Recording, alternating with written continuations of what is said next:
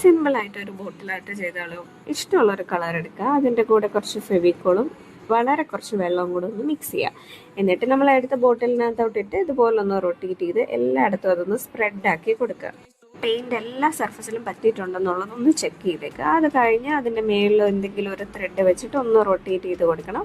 ഇനി അതെല്ലാം കൊണ്ട് ഡിസൈൻ ചെയ്ത് കൊടുക്കുക. നിങ്ങൾക്ക് ഇഷ്ടമുള്ള ഡിസൈൻ കൊടുക്കാം, ഇഷ്ടമുള്ള ഫ്ലവേഴ്സ് വരയ്ക്കാം. ഞാനിവിടെ എന്തോ ഒരു ഫ്ലവർ വരയ്ക്കുന്നുണ്ട്, പേരൊന്നും ചോദിക്കരുത്, എനിക്കറിഞ്ഞൂടെ. വരയ്ക്കാൻ പറ്റിയ ഫ്ലവർ എന്താണെന്ന് വെച്ചാൽ അതങ്ങോട്ട് വരച്ചു കൊടുക്കുക. കാര്യമായിട്ടൊന്ന് ഡിസൈൻ ചെയ്യുക. ഞാനിവിടെ ഡാർക്ക് ഗ്രീൻ കുറച്ച് കാര്യമായിട്ട് യൂസ് ചെയ്യുന്നുണ്ട്. കുറച്ചുകൂടെ ഒരു എഫക്റ്റ് ഡാർക്ക് ഗ്രീൻ ആണെന്ന് എനിക്ക് തോന്നിയതുകൊണ്ട് ഞാനത് യൂസ് ചെയ്യുന്നുള്ളൂ. നിങ്ങളുടെ കയ്യിലുള്ള കളറിൻ്റെ അവൈലബിലിറ്റി പോലെ നിങ്ങൾക്ക് ഇഷ്ടമുള്ള ഡിസൈൻ അങ്ങോട്ട് വരച്ചു കൊടുക്കുക. എല്ലാം കൂടെ വരച്ചങ്ങോട്ട് കഴിയുമ്പോഴത്തേക്കും സംഭവം നല്ല അടിപൊളിയായിട്ട് വരും. അപ്പോൾ സിമ്പിളായിട്ടൊരു ബോട്ടിൽ ആർട്ടുമായി, നമ്മളെന്തൊക്കെയോ കാര്യമായിട്ട് ചെയ്തെന്നുള്ളൊരു ഫീലിങ്ങുമായി. അപ്പോൾ ഇഷ്ടപ്പെട്ടാൽ എല്ലാവരും ട്രൈ ചെയ്ത് നോക്കണേ. അപ്പോൾ ഇനി നെക്സ്റ്റ് എന്ത് ക്രാഫ്റ്റ് ട്രൈ ചെയ്യണമെന്നുള്ളത് നിങ്ങൾ കമൻറ്റ് ചെയ്യുക.